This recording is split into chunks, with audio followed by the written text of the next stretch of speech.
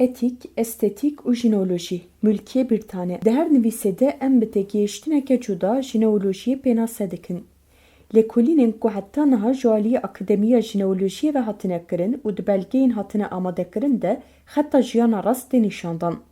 Ji ber ku jineolojî bi awayekî azad li ser bingeha têgihiştin û pênasekirina jiyanê bi rêya perspektîfa wa tedayîn û aşkerekirinê disekine, êdî têgihiştina li ser zanînê jî diguhere. Di sed sala me de gelek tişt bi tevahî jiyan wateya xwe ya sereke hêdî wenda dike. Wendakirina wateyê jî dibe sedema wendakirina heqîqeta jiyanê. Jiyana civakî ya ku em îro li seranserî cîhanê dijîn li gor pergala tunekirinê ye.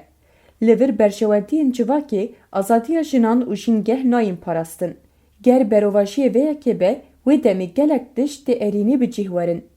Ev jî di çarçoveya lêkolînên zanista jinan de bi rêya etîk û estetîkê mimkûn e. Bi gelemperî etîk û exlaq bi hev re tên bikaranîn. Lêbelê etîk wekî zanista ku exlaqê lêkolîn dike tê pênasekirin. Exlaq li ser pratîkê ye, etîk jî lêkolîna teorîk-felsefî ya pratîkê ye.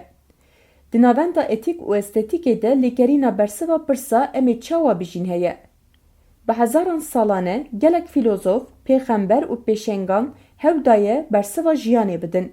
Lê nekarîbûne ku rastiya zayenda jinan bi qasî ku wê rast bînin ziman bidin.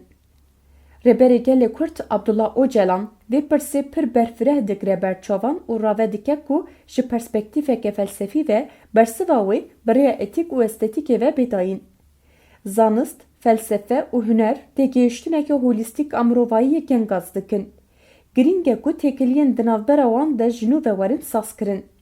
Wekî ku tê zanîn armanca zanistê rastî ye, ya felsefeyê lêkerîna rastî û qenciyê ye û huner jî hewl dide ku rastî, qencî û bedewiyê kifş bike. Ev hemû bi hev re rastiyê diparêzin û wateyê didin jiyanê. Ku di navbera wan de hevsengiyek çê bibe, jiyan jî xweşiktir û azad dibe. Li vir em dikarin bêjin azadî jî çavkanîya exlaqê ye. Etîk û estetîk beşên girîng ên lêkolînên jinanin. Ji ber ku avayiyên civakî yên ku ji hêla serdestiya mêran ve xera bûne, dikarin bi nirxên azadîxwaz werin dermankirin. Çawa ku hebûnek bêgiyan û beden tune ye, civakek bê etîk û estetîk jî tune ye. Ji ber vê yekî divê etîk û estetîk bêyî ku çarçoveya wan a civakî werin veqetandin, werin nirxandin.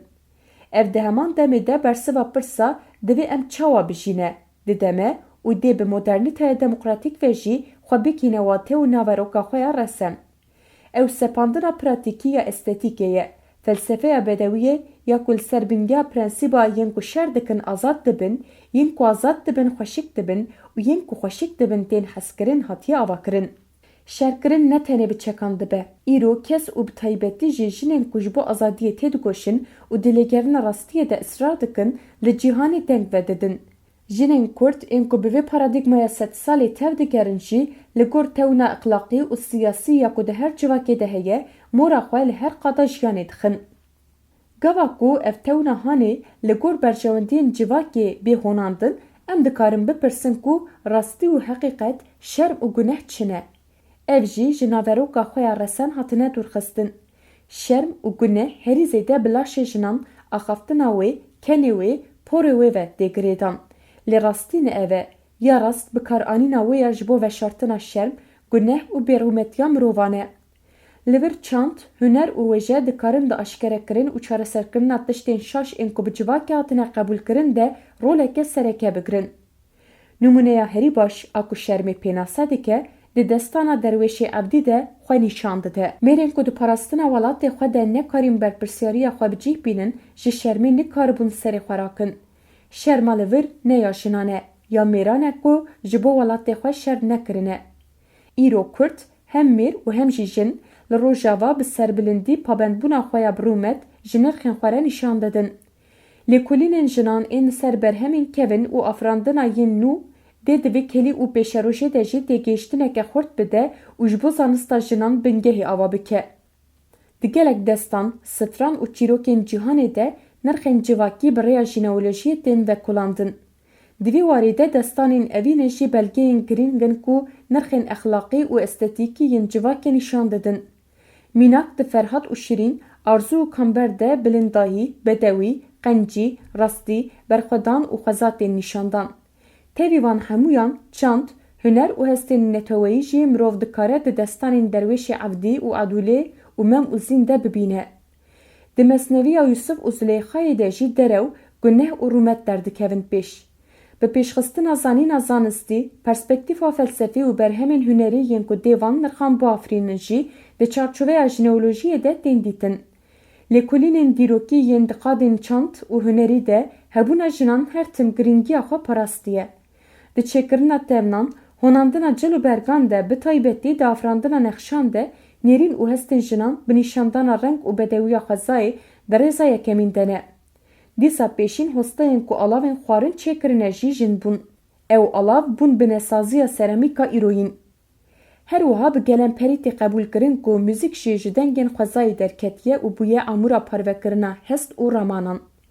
Dîsa hewceyê lêkolînê ye, dibe ku lûrikên ku dayîkan ji zarokên xwe re digotin, çavkaniya helbest û stranên yekemîn bin.